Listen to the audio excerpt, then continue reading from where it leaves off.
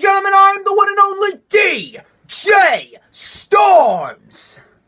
And I would like to welcome all of you back here to the channel right here on YouTube.com. As of course, you already know who I am, Mr. Controversy, and the operator of the best damn Twitter handle known to mankind. This is the Lightning Flash update for July 20th, 2018. I got some interesting news and rumors, but first, as always, we are starting off with the weekly show reviews.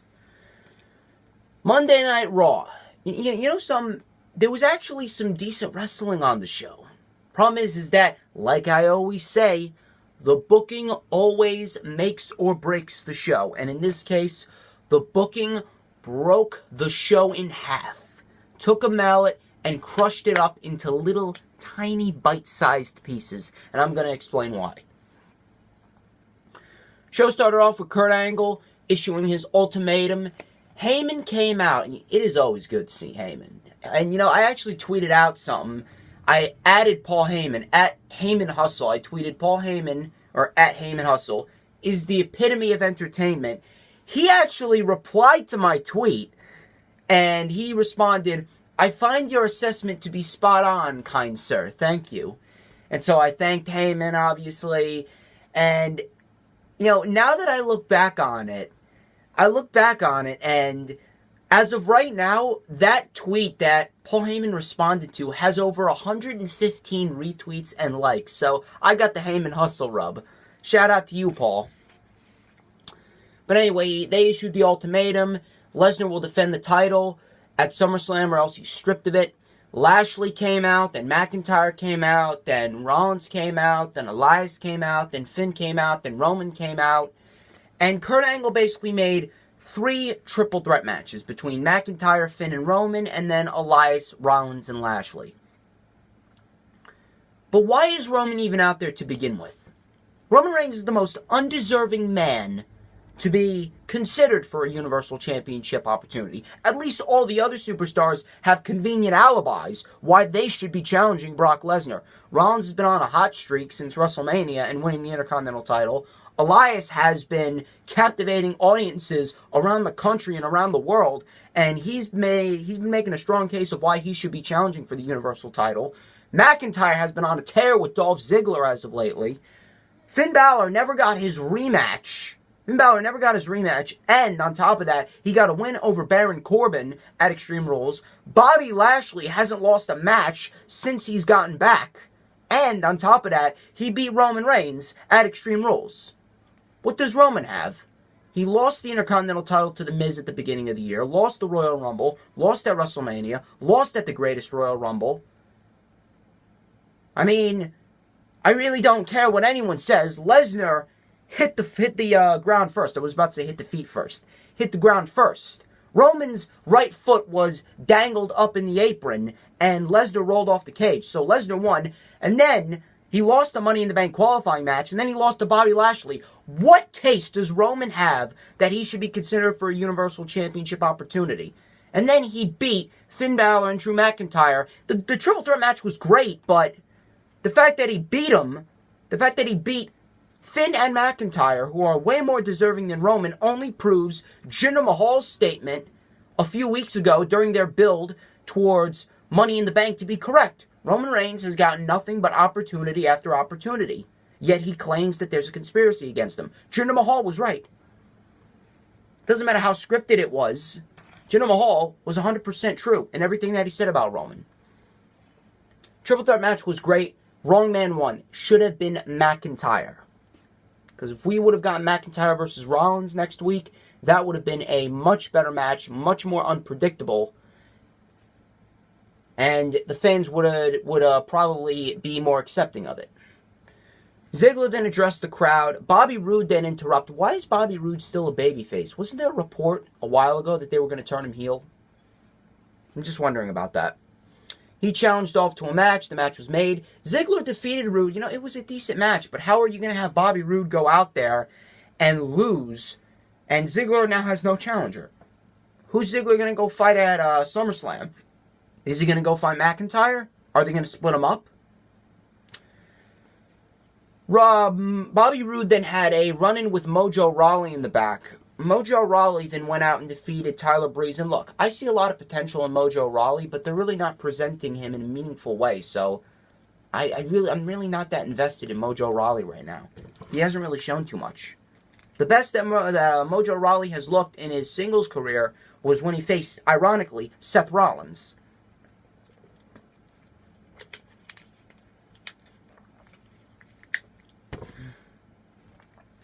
And then this whole Sasha Banks Bayley versus Dana Brooke and Alicia Fox, that ended in DQ. Sasha basically claimed that she loves Bayley and she loves the aspects about how Bayley's caring and all that. Could this just be a cover-up for an eventual heel turn for Sasha? It could very well be, because I actually have a report on the whole storyline with Sasha Banks and Bayley and where it might fit into at SummerSlam.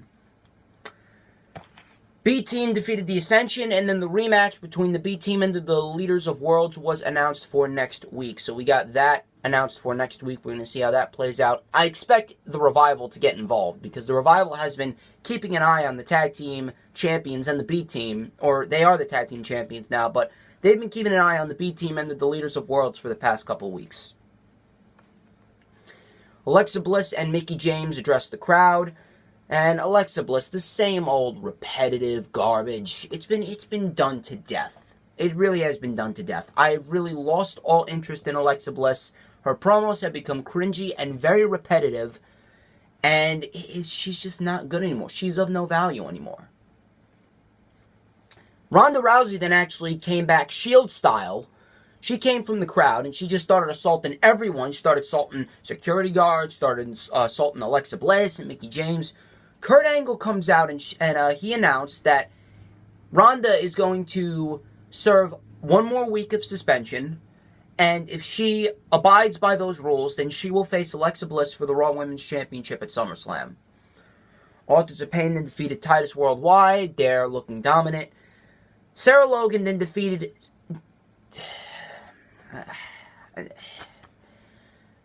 I don't even want to talk about this. Think about this for a minute. Sarah Logan was the first woman to pin Ember Moon. Think about that.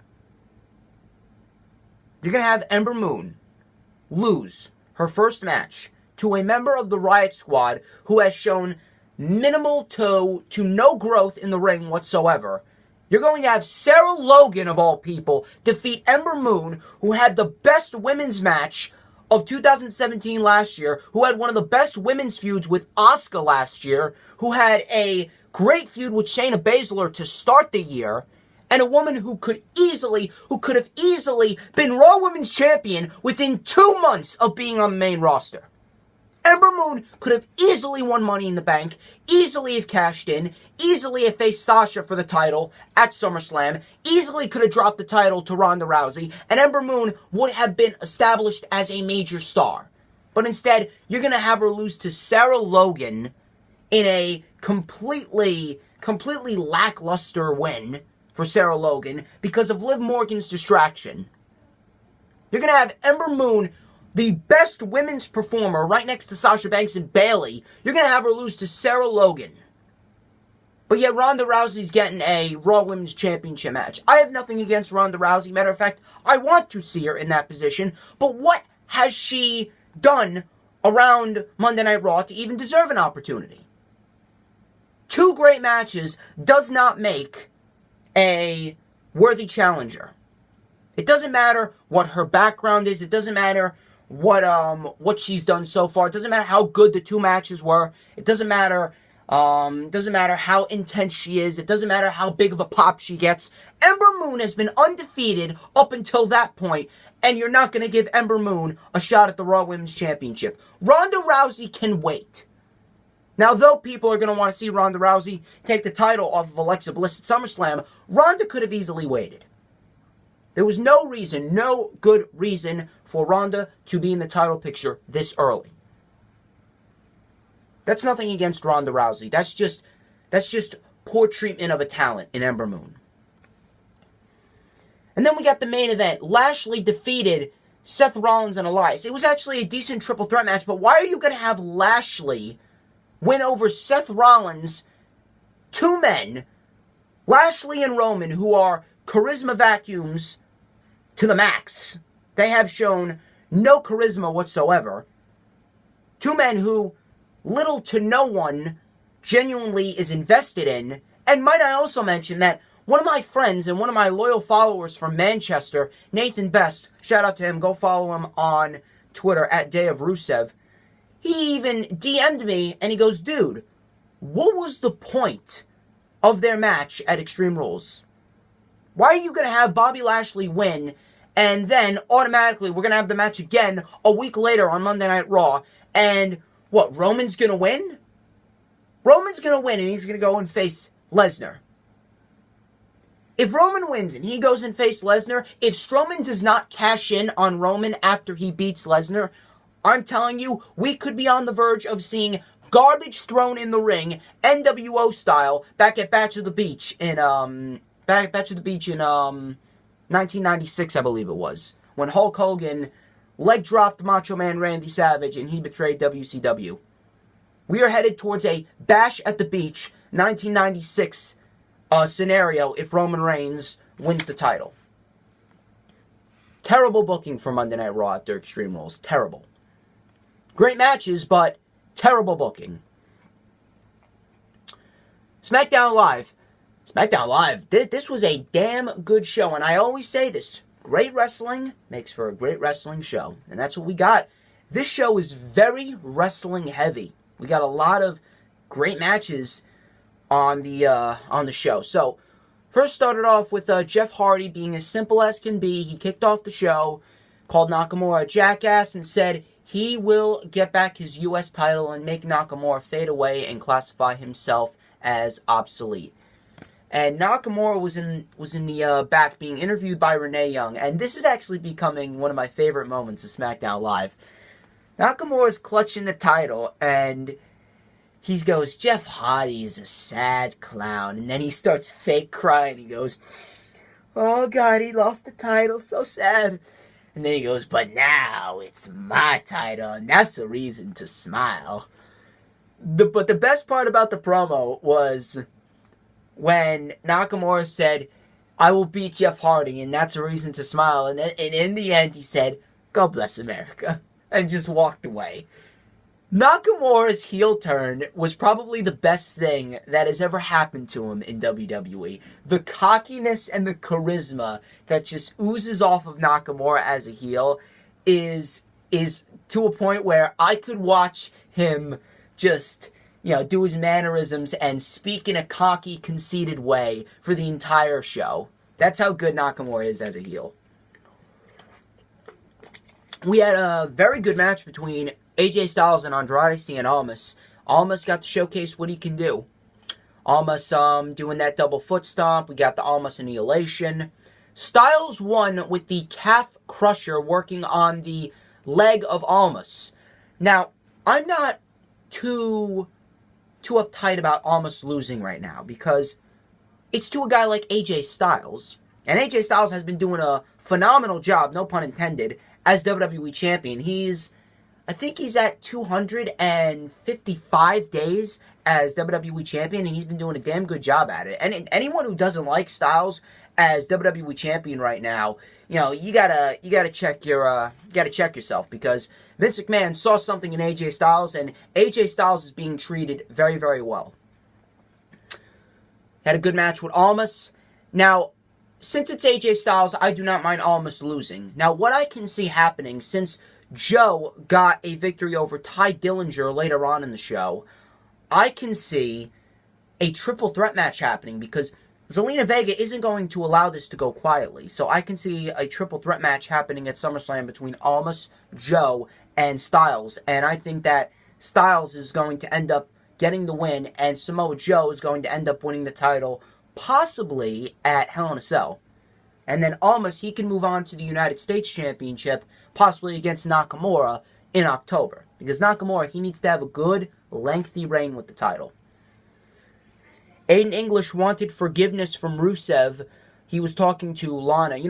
if this is any indication of where this is going to go, then I can definitely see, since Almas is going to possibly be mixed in with the WWE Championship picture, I can see English lobbying for Rusev to get a shot at Nakamura at SummerSlam. We're going to see where that goes. Becky Lynch defeated Mandy Rose. It was a decent match for what it was. And then Becky stated that she's coming for Carmella. Carmella was backstage with Paige, and she announced that it's going to be Becky and Carmella next week, and if Becky wins, she gets Carmella for the title at SummerSlam. Samoa Joe defeated Ty Dillinger, like I said. The Miz hosted a eulogy for Team Hell No. Miz asked for silence, and then he just kept on trashing Daniel Bryan. He said Daniel Bryan's return was a bust. He said Team Hell No is dead. He said all of this is just, a worldwide failure for Daniel Bryan. Daniel Bryan heard enough, and he came out. He attacked The Miz and just started hitting the security guards. He hit the knee plus on one of the eulogy members and stood face-to-face with The Miz. So obviously we are headed towards Daniel Bryan and The Miz at SummerSlam. So that should be a damn good match, possibly a potential match of the year candidate. We had Eric Young versus Kofi Kingston. This was a good match, very good match. And Kofi Kingston is really putting himself on the map as one of those people who can bring a good match out of anyone. Matter of fact, this match was better than the match that Eric Young had with Jeff Hardy for the U.S. title at the beginning of the month. Kofi Kingston, I am thoroughly disappointed that they never gave Kofi Kingston a WWE Championship run when he was in his prime back in 2012, 2013. Kofi Kingston, he is slowly itching into that territory where he can lead a match so well that he could be put in the ring against Ellsworth and the match will be good. Kofi Kingston, very underrated talent, but Eric Young got the win like I knew he would with that wheelbarrow neck breaker. Eric Young wins and continues the momentum for Sanity. Good match. Next week, Paige is making a SummerSlam announcement for AJ Styles. We also had Nakamura and Jeff Hardy for the U.S. title. Nakamura looks fantastic with the United States Championship. I don't know what is it, but some championships just look good on people. And, the U.S. title is one of those championships. If you want to look good wearing a championship, win the United States Championship. It looked fantastic on Nakamura. It looked fantastic on Rude. It looked fantastic on Owens, on Styles, on Orton. U.S. title is one of those titles where it could look good on anyone. But this match ended in a DQ when Orton interrupted. He attacked Jeff Hardy, and he put his finger through the hole in Jeff Hardy's ear and just started tearing away at the ear and pulled Jeff Hardy by the ear right over the announce table. And then out of nowhere, he came back and then did a Tommaso Ciampa-like draping DDT off the table to the floor. So if things are shaping up to be what I think they're going to be, I think we're going to get Orton and Jeff Hardy at SummerSlam in a no disqualification match, some type of stipulation like that. Overall, great episode of SmackDown Live. 205 Live, this was also a decent episode. Show started off with TJP versus Noam Dar. It was a decent match. Crowd was kind of dead for it, mainly because of the wrestling heavy SmackDown Live. TJP won, and he would actually come into play later on in the show with General Manager Drake Maverick's announcement for next week. Drew Gulak then defeated a jobber, and he called out Cedric Alexander. He's another one. He defeated this jobber quick as a whistle. And he is going to be involved in a fatal four-way next week between Gulak, TJP, himself, obviously, Drew Gulak, TJP, Hideo Itami, and Mustafa Ali next week. And the winner will face off against Cedric Alexander for the Cruiserweight Championship. Also next week, we got Tony Nese and Kalisto. Lio Rush defeated Akira Tozawa. This match was very quick, very fast-paced. Lio Rush is going to be something special, definitely. I feel as though they rushed through this match a bit. I feel as though they could have gone a lot longer because it was shaping up to be very good. Nice back and forth, spin kicks. We had Akira Tozawa with that back suplex, Akira Tozawa suicide dive. Lio Rush won with the final hour frog splash in a good match to main event, 205 Live. Lio Rush, I expect big things for him. As for next week's Fatal 4-Way, I think Gulak is going to take this one. Gulak's going to take it, and then in 2 weeks, we're going to get Gulak and Cedric, and then we're going to have a WrestleMania rematch with Mustafa Ali at SummerSlam. Decent episode of 205 Live this week. NXT, man. NXT, once again, delivers as always. We had Lacey Evans defeating Dakota Kai. This was actually a good match. It went on longer than I expected. It went on like 10 minutes. Lacey Evans got the win over Dakota Kai, and both women got to showcase what they're all about. Lacey Evans is really coming along. Lacey Evans could be making a strong case of why she should be challenging for the NXT Women's Championship down the line. Matter of fact, if Kairi Sane wins, I can see Lacey Evans being her first title defense on NXT television, and then maybe Bianca Belair or Candice LeRae is going to step into the picture come TakeOver War Games. We're going to see how that plays out.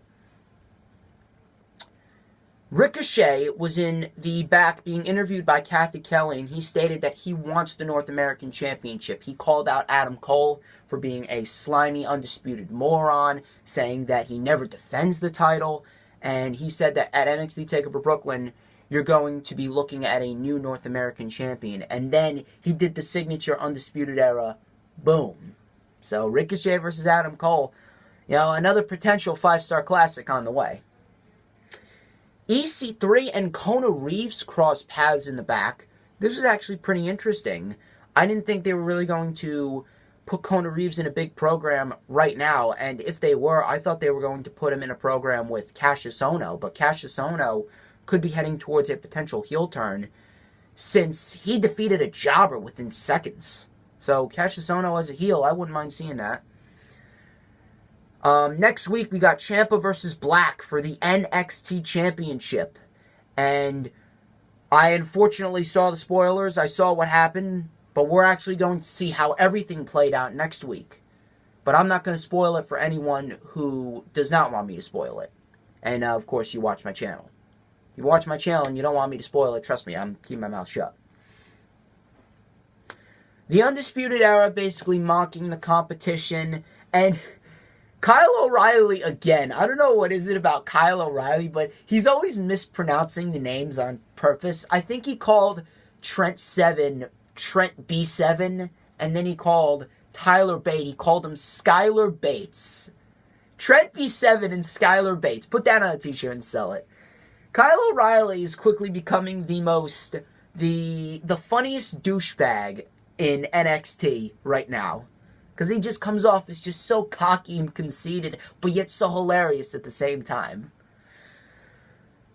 But then we had a promo for the War Raiders, and it really showcased what they've been all about, how they were in Japan, Ring of Honor, Progress Wrestling, and Rowe actually shared a life story about how he was in a motorcycle accident and it nearly took his life. He said, if I could survive death, imagine what I can do to my opponents in the ring. And I can definitely see the War Raiders challenging for the tag team titles, possibly at the next TakeOver after Brooklyn. Velveteen Dream cut a promo. I can definitely see that Velveteen Dream just being, as flamboyant as ever. EC3 actually called out Velveteen Dream. And I actually got some news on the card. The entire card was put out there and confirmed by PW Insider. So if you do not want to hear the card, I'm warning you now. After I state my report regarding SummerSlam with Sasha Banks and Bayley, I encourage you to pause the video and don't watch if you don't want to be spoiled. In the main event, we had Kairi Sane versus Candice LeRae versus Nikki Cross. They said Bianca Belair was out on injury, but in reality, I believe she was still on her honeymoon. This was a great match. Great number one contenders triple threat match. Went back and forth. We had Candice LeRae doing lion salts, Nikki Cross doing swinging neck breakers to the outside. In the end, Kairi Sane won. Kairi Sane won with that insane elbow. And it was almost like a Daniel Bryan-like moment. It was very, very heartfelt. Her reaction was, very, very surprised, very joyful. She was crying tears of joy. The crowd was into it. The crowd was electric for this match. And we are getting Kairi Sane versus Shayna Baszler. This was the only match confirmed on the tapings, but I have the entire card, so I'm going to say it in a little bit. Great episode of NXT, and that wraps it up for the weekly show reviews. Let's talk about the news, rumors, and reports for the next 10 minutes. Now, this actually came out earlier in the week. I believe it came out after Extreme Rules or during Extreme Rules. According to Fightful.com, and this was reported by multiple sources, but Fightful.com confirmed that Daniel Bryan has re-signed with the WWE. So for those of you wondering where Daniel Bryan stands, Daniel Bryan is staying with the company, and I predict he's going to fight The Miz at SummerSlam.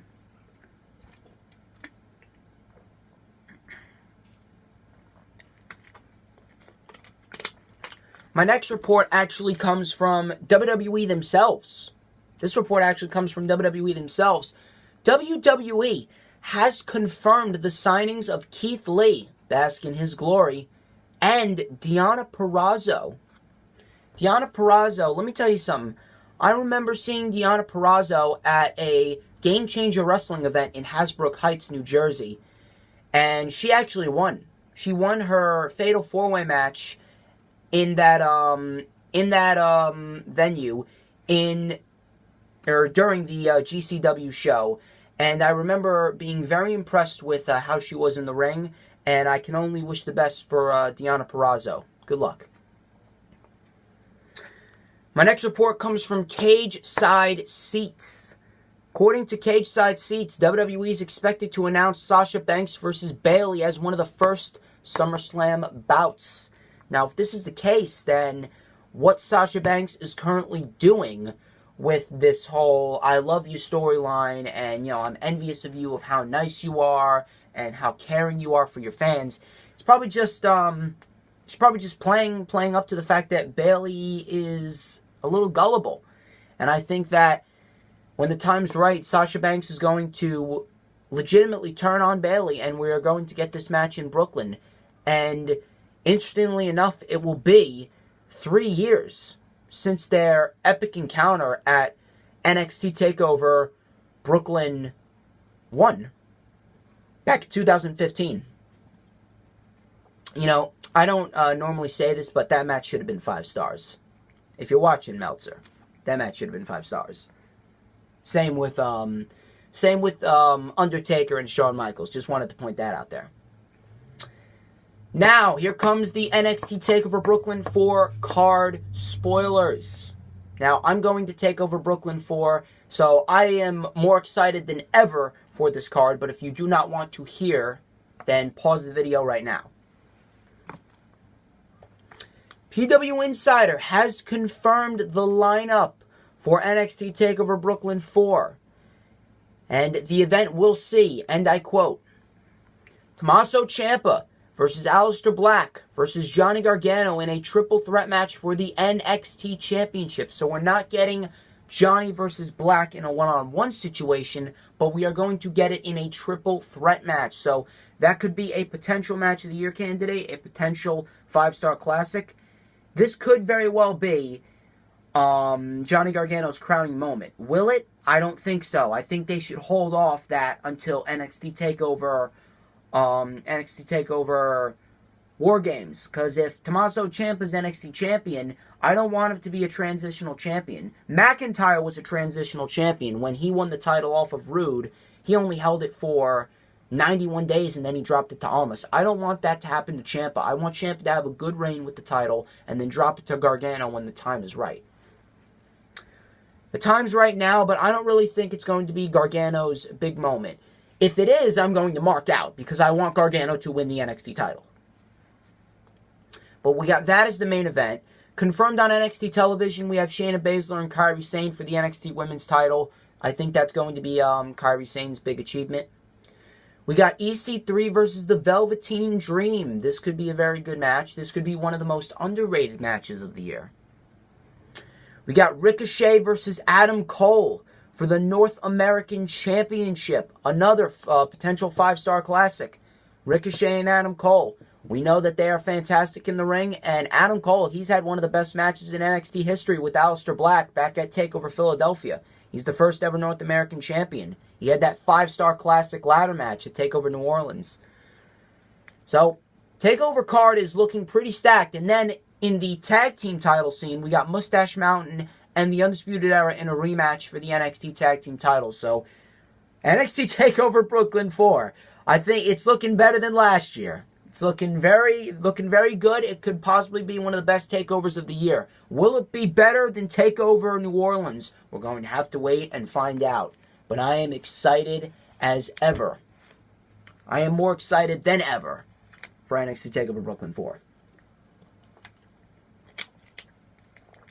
Ladies and gentlemen, that wraps up this edition of the Lightning Flash Update. I would like to thank each and every one of you who tuned into this video. Do not forget to follow me on Instagram and Twitter at TheDJStorms.